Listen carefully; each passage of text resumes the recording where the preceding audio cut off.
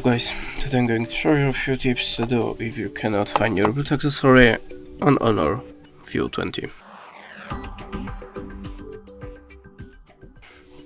So if you have a problem to find your Bluetooth gadget, always start from the simplest way, so switch off and switch on again the Bluetooth connection to restart it. You can also try to restart your phone. You have to be sure that your Bluetooth accessory has activated fire mode, and how to activate it you will find a manual to your device or maybe on your YouTube channel. So just check it and be sure that your Bluetooth accessory shall be visible for other devices. But it's still not for your phone. Let's open settings, then go to the system and updates and choose reset. Tap on the network settings, the Bluetooth is included here, tap on the rest of network settings and tap on this button again. After that, look again for your device in the Bluetooth list. In the next step, you can also try to upgrade your system, so go to the software update. If you have an update, install it and check for your device again.